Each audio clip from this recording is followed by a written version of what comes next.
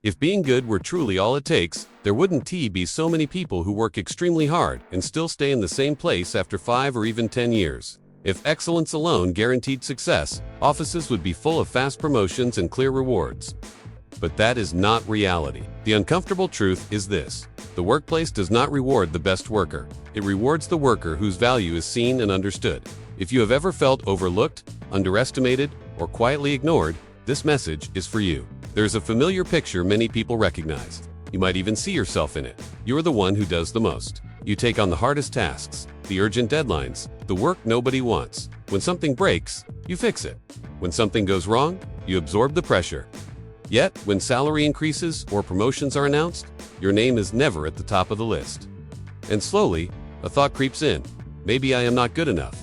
That thought is dangerous, because very often the problem is not your ability, but the illusion you believe in. One of the most common myths in corporate life sounds fair, ethical, and reasonable. If I do good work, I will be recognized. It feels right, and that is exactly why it traps people for years. The issue is not whether you are capable. The real issue is whether your value is visible. In the workplace, no one has time to observe your silent effort. People judge based on what appears in front of them, not on what you do quietly behind the scenes. And if you do not shape how your contributions are perceived, someone else will shape that story for you.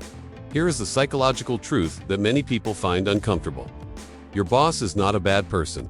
Most managers are not cruel, but the managerial mind is practical and risk-focused. When evaluating an employee, leaders often unconsciously ask 3 questions. First, does this person reduce risk for me? Who can I give work to without worrying? Who delivers without drama, without excuses, without making me look bad? The capable, silent employee feels very safe. Second, can this person represent the team?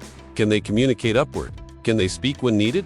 Many people work extremely well but are never chosen because they cannot step forward and represent others. Third, can I trust this person? Trust in attitude, trust in alignment, trust in loyalty.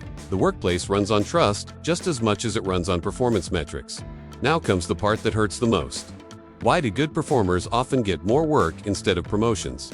Not because they deserve extra work, but because they are easy to rely on. Hard tasks go to the person who does not complain.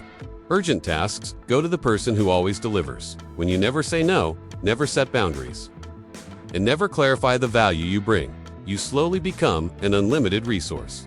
The workplace does not exploit you out of cruelty. It does so because you allow it by staying silent about your worth.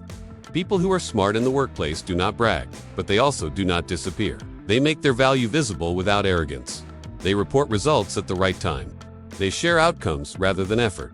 Effort is rarely remembered, but results are. They also choose high-impact work instead of only hard work. Hard work makes you tired. Impact makes you visible. Not every task you complete raises your position. Only tasks that influence perception and visibility do. There is an unwritten rule that quietly governs promotion. Those who are seen are the ones who advance.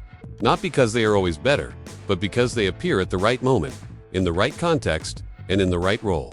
This leads to a core truth many people realize too late. Promotion equals ability multiplied by social perception, multiplied by positioning. If any one of these is 0, the result is 0.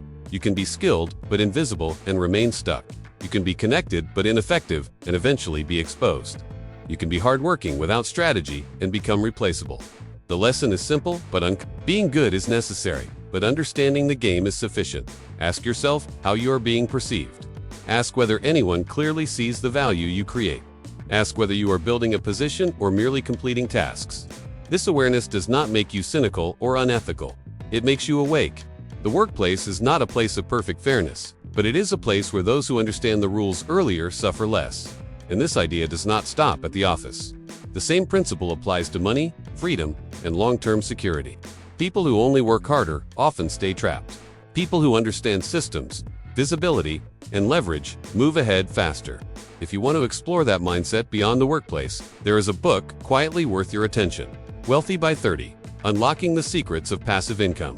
It is not about grinding harder, but about building systems that work even when you are not. You can find it through the link in the description if you want to see how the same awareness applies to financial independence. Stay conscious, stay strategic, and make sure your value is not only real, but seen.